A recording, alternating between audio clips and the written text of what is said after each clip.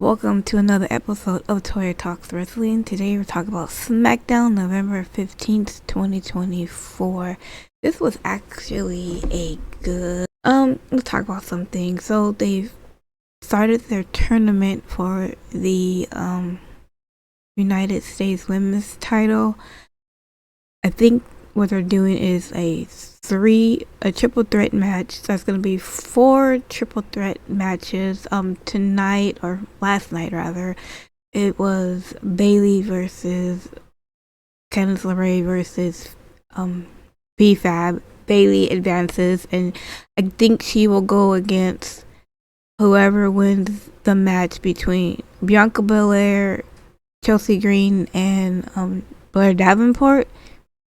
And then I think the following weekend after, the week after, it's Jade Cargill, Piper Nevins, and Michin.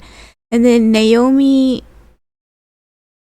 and someone, 2 other people. I can't remember. Sorry, but and the main event match will be at Saturday night's main event. Now I don't know if they're doing the same thing for Raw, because all the people that I saw on this list were Smackdown, and I thought that this belt was supposed to be both Raw and Smackdown. So I don't know if they're doing the same thing on Raw, and at the main event, Saturday night main event, they're gonna have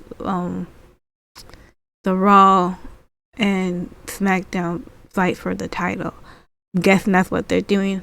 I don't know. I guess we'll see on Monday whether that's being done or not. Not really sure, but congratulations and to Bayley to advance to the next round in this tournament. So let's stick with the ladies. So we had the main event match for the WWE Women's title. Nia Jax defended her title against Naomi. This was actually a really good match.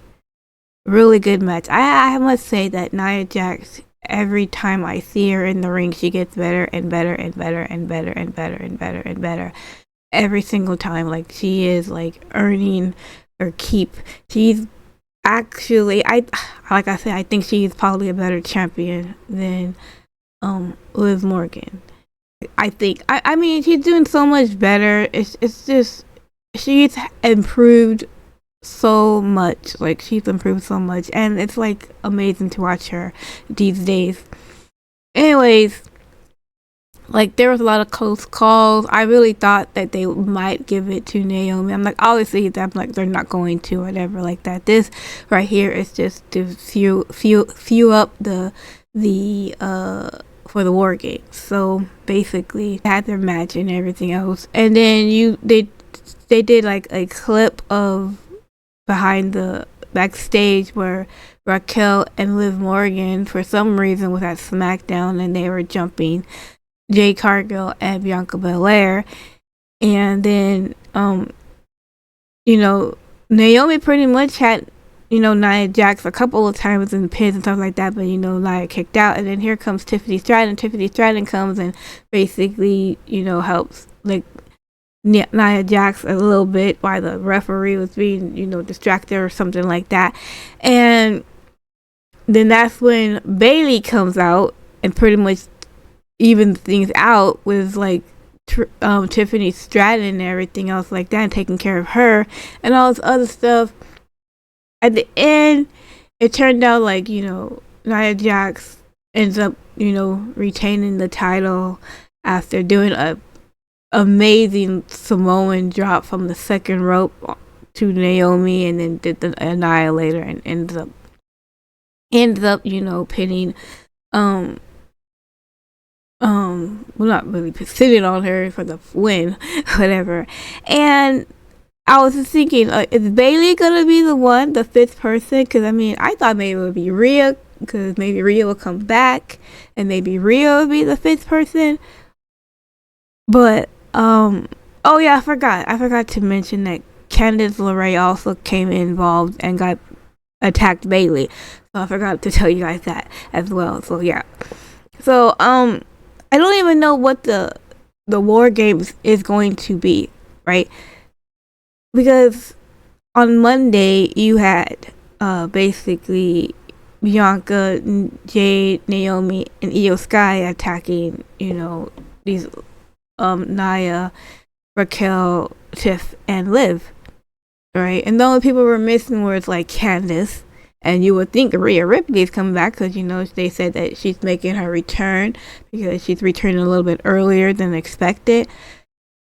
Other than like Io Sky, which I said on Monday, I don't understand why would she be involved in War Games with these people, because it doesn't make any sense to me anyway, because it's like the only thing that she has is the fact that she is going after Liv for her title, and that's it. I don't know if that's enough for her to go into War Games. I guess maybe, but if you take Io out, put Rhea in, and then you can have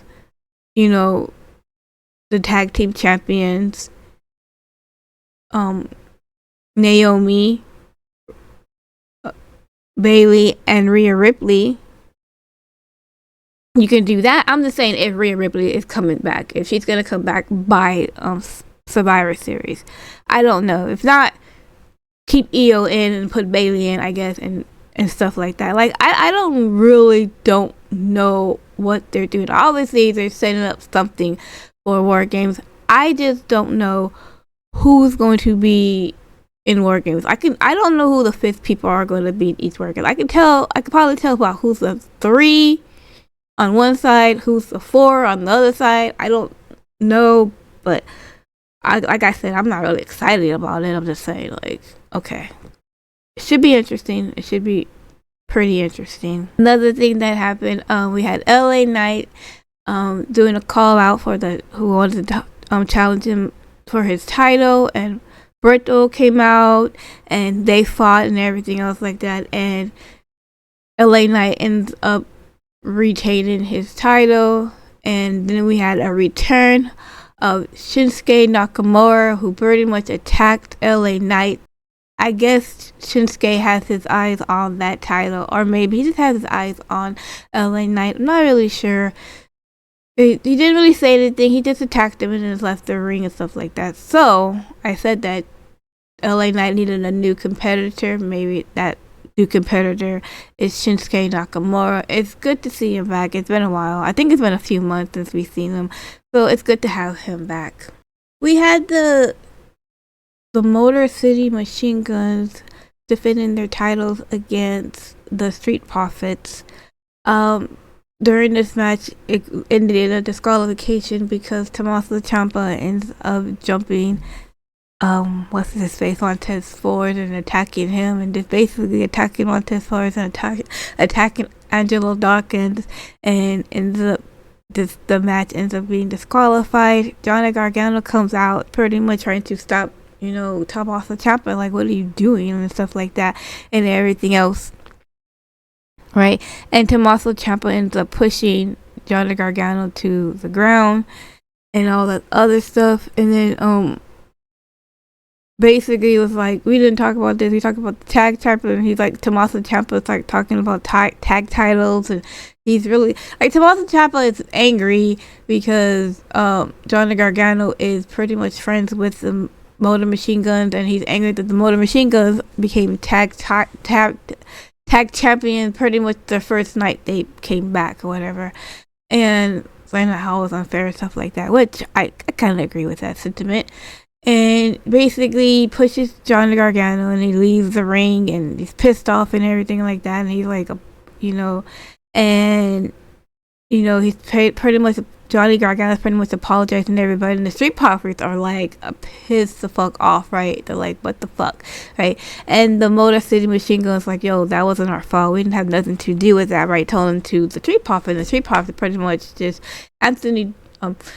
Angelo Dawkins with this, he pushed I think Shelly from the Motor Machine Guns, and he pushes him, and he was just pretty much pissed off and everything else like that. So I don't know if this is like a heel turn for the Street Profits. I remember they tried doing it before with Bobby Lashley didn't work out so well, so I don't know if it's gonna work out again or not or whatever. This also looks like the split from Tommaso Ciampa and Johnny Gargano, which I don't know if that's a good idea for splitting up tag teams when you need tag teams, but sure, I guess, whatever. I like I said, I don't know. Does Street Profits goes heel art from this point? No idea, but it was pretty like hostile and vital. I'm just saying. So I don't know what's gonna happen, but it's interesting to say to the least. Okay, so another thing that happened, we had Cody Rhodes come out, and Cody Rhodes, he was in fight mode. He wasn't in his suit. He was in his sweatpants and his tank top. Let me just say, I just love Cody Rhodes in his. I don't know why. I love Cody Rhodes when he's in his sweatpants and his tank top thing. I just think, man, for business. He's ready to fight. It's on, and he's calling out, Kevin Owens, and basically saying what you did to Randy Orton was pretty much messed up when he did the pile driver on him and everything else. And he's calling them out. He called them out softly and he yelled. And then, Nick Aldis comes out and he's like, Nick Aldis is like, look, I know you want KO and stuff like that, but you can't have him right now. We have some issues. We gotta deal with them internally or something like that and everything else. Right? And Cody Rhodes is just looking at Nick Aldis like, what are you saying? Like, what? Like, you don't understand anything he's saying right now. And he's like, look, I need to deal with Kevin Owens, right? Because Kevin Owens is saying the reason why he attacked Randy Orton was because of me. Because the reason why he's acting the way he's acting because of me. It's my fault. He's telling me it's my fault. I had to go and ride in the ambulance with Randy Orton. I had to go and tell his wife whether or not he had his neck broken or not, and all this other stuff, and it's all because of me. And I'm thinking to myself, yeah, it's all your fault. It's definitely all your fault. You fucked up. You did what you weren't supposed to do, and you made Kevin Owens snap. It's your fault. It's no one else's fault but you. Yeah. So basically, that's what he's saying. Cause like, I know you used to be a wrestler. What would you do, and everything else like that. Like, come on. Like, I feel like the conversation that Cody and Nick Aldis has was the same conversation that Randy Orton and Triple H had, right? And Cody Rhodes is like, look, right? Because Nick Aldis is like, Kevin Owens was barred from the arena, so he wouldn't be able to do the same thing to Cody what he did to Randy, I guess, like that. And Cody Rhodes was like, look, you get him here, right? Or what do you want me to do? Like, do you want me to have your top star, your champion, go to his house and beat him up in front of his yard? And I'm like, yeah, dude, Triple H and Randy Orton, let's play it back, all right? Let's play it back, right? That was such a good moment. Let's play that moment back. Like, why the hell not? Yes, that's what I want you to do.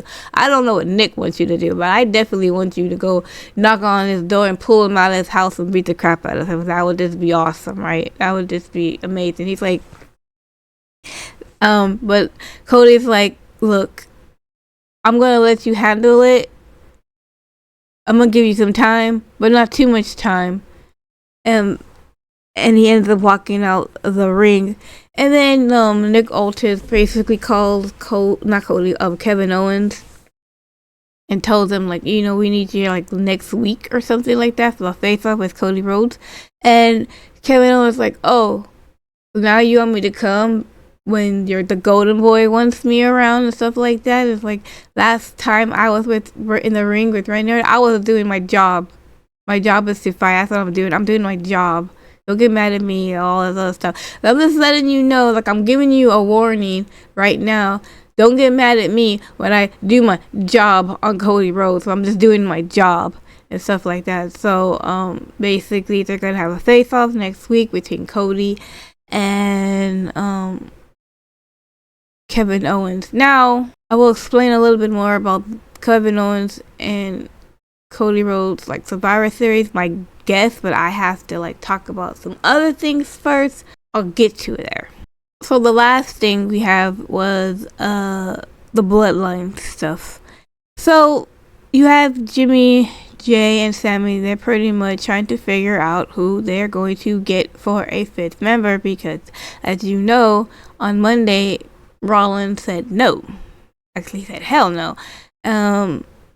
So they're still needing a fifth person, and you have Jimmy talking to Roman, and Roman's like, I guess Roman was telling Jimmy that he's on his way and he needs to get a meet with everybody. So Sammy's like, I think I know someone that we can go and maybe could help us.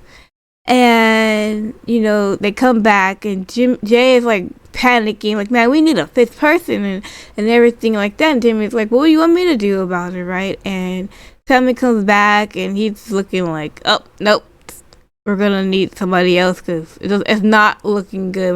It's not looking good at all, right? And then they're like, aren't we supposed to meet Roman Reigns? And Jimmy's like, yeah, we're supposed to meet him right here. And they go into Roman Reigns' locker room. Right, he ain't there. He's not there and all of the stuff. It's like, they're still talking about we need a fifth member and all this other stuff. And here comes Roman Reigns, and Roman Reigns comes and sit down, and Sammy's like, okay, which one of y'all gonna tell him? And Jay and Jimmy are like looking like, no, not me, no, not me. It's like, fine, I'll say it. It's like, look, we tried. There's nobody wants to work with the bloodline. We need a fifth member. We need someone to help us, right? And Jay was like, yo, Oos, talking to Roman, you need to make the call. You need to call him, dude. You need to make the call. Now, nobody knows who he's talking about. We don't know who the him is, and no, the him is not Carmelo Hayes. But we don't know who the guy is. We don't know, right?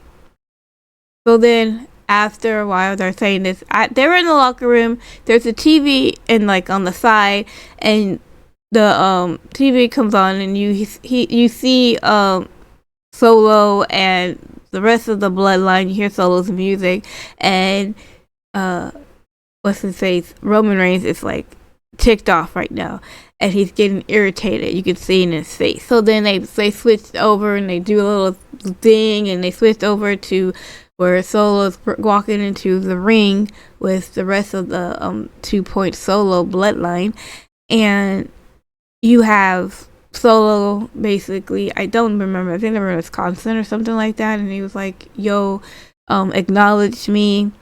And they obviously booed him and stuff like that. Oh, they acknowledged, they booed him, and they acknowledged me. There's booed, and then here the OTC, the OTB, the original bloodline. They all have like these original bloodline shirts on and everything else. It was pretty cool. I really like the shirts. I believe I might want to get one of those shirts. It actually looks pretty cool. But he comes out. They're all coming out together, right? So yeah, they're like a unit. I'm glad there's nobody coming out separately. They're all coming out together.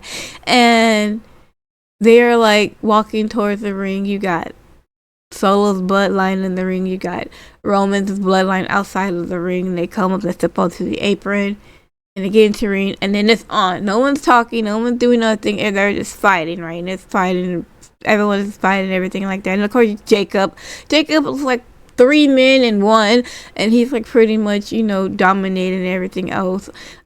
He got Jay and he got Jimmy and stuff like that, and then they go outside the ring, and then you had Solo about to spike Sami Zayn, but here comes Roman Reigns. He spears Solo, basically saving Sami Zayn. Saves Sami Zayn, and then Sami Zayn does a suicide bomb over on the outside of the ring. And then you had Jacob Fatu and right behind Roman Reigns, and they pretty much faced off, right? And they walked the ring and stuff like that. So they walked the ring. So now Jacob Fatu's on the side of the ring where the ramp is, and Roman Reigns is on the side where the announcer is and stuff like that. And you see a guy in a hoodie come behind Roman Reigns and attack Roman Reigns, and it turns out to be Bronson Reed. Yes, ladies and gentlemen, Bronson Reed. Bronson Reed pretty much attacks the crap out of Roman Reigns. I don't know, this is probably the first time that Bronson Reed and Roman Reigns got to know each other quite well. actually, because they pretty much packed Roman. They ground pound his ass and everything else, and here comes the Uso and Sammy. They try to help and everything else, and you had like Jacob. I mean, think about this. You got Bronson Reed. Bronson Reed is like 4 men, right? You got Jacob or 2. That's like 3. That's like 7 men. Dudes with these 2 right there. Okay, so you got these guys and everything else, and they're beating the crap out of them, and then beat the crap out of everybody. They did Jacob Fatu did the springboard on Roman, and then Bronson Reed does the tsunami on Roman, and like Roman sold that so good and everything else, and it was just ouch, what the fuck happened? I'm like, okay, so the 5th member for Solo's team is Bronson Reed. I guess I don't get it. I mean, as far as like maybe for like it's yes, Bronson Reed is part Samoan, so I guess you can have that factor in there, but he is a heel, just like the Bloodline is a heel. I don't understand the whole connection and stuff like that, because it's a little bit confusing considering what happened on Monday, but I don't know, we'll see. So then Roman, Jay, Jimmy, and Sammy are in the ring as the other Bloodline, and Bronson Reed are leaving up the ramp and everything else like that, talking their shit. And Jey Uso's like, you need to make the call, dude. You need to call him. Make the call. You need to make the call. So then later on in the show, you have Roman Reigns like sitting in his locker room, beating up bad and everything else. And he gets his phone out. He pushes a button and he says, call the wise man. And, calls the wise man. Well, at least he tries to call the wise man. If you don't know the wise man, then that's Paul Heyman. So he tries to call Paul Heyman, but it turns out the number was disconnected, and you can hear it. It says, this message, the number you dialed is no longer in service, it's disconnected. It goes dude and everything else, because at first when Roman Reigns is about to call like Paul Heyman, he has a little smirk on his face, like a smile, like, oh, I have to talk to my friend and like so long kind of like thing. And then when he finds out that the number is disconnected, like, I don't want to say had a look of defeat on his face, but kind of like shocked, because I mean, this is a wise man. He's always there for Roman Reigns. You know what I mean? So the fact that Paul Heyman like either didn't pay his bill or he changed his number is kind of like, I guess, a little bit devastating for like Roman Reigns. And that was pretty much end of that segment. Now, what does this leave us, right? Because now that Bronson Reed is in Team Solo, I guess people would automatically think that, well, obviously it would make sense for Rollins to be in there, right? Because, they have this feud going on and everything else. But it's like, how do you get Rollins in with Roman, teaming with Roman, right? I personally don't think he should do it, because he already said no, right? We had the same situation with Cody Rhodes, and Cody Rhodes said, I'm not freaking doing with the bloodline anymore when we had the bad blood. At Bad Blood, I'm not dealing with Cody, I'm not dealing with the blood anymore, and then ends up dealing with the bloodline. So I don't know what they're going with it. I know that whatever it is, that it's going to be Paul Heyman that is going to pretty much put the 5th member and this whole thing together, I believe. Now, I think that maybe next week, maybe they can have, because they have what, 2 Fridays and 2 Mondays to work something out, I guess. I don't know who the 5th person could be. Like, I guess it could be Seth Rollins, which, again, I don't particularly want. I mean, I want and I don't want. Like, I honestly think that it should have just been the 4-on-4. But if we have to have a fifth member, and no, I don't think it's going to be The Rock either.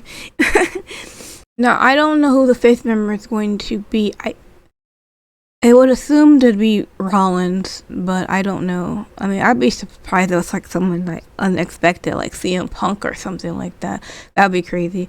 Probably won't be, but because it would have to make sense, right?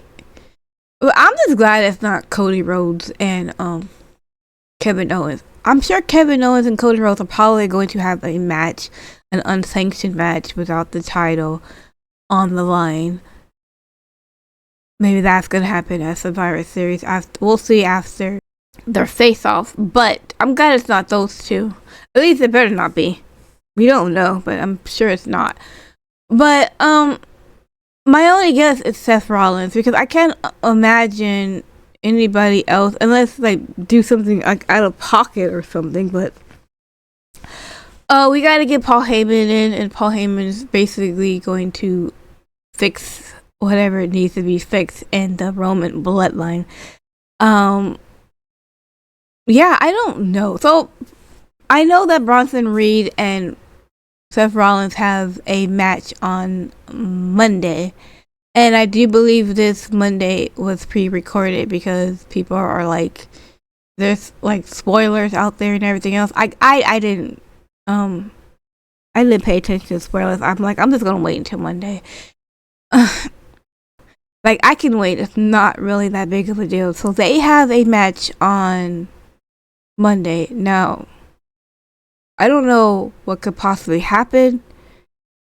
The Bloodline can come in and jump Seth. And like you can have like the Bloodline besides Roman come and save, I guess. I really don't know what is going to happen on Monday, but I'm sure there's going to be something that is going to cause, Rollins to like maybe think about it. You know what I'm saying? Which again, I'm just like, why have Seth Rollins say no?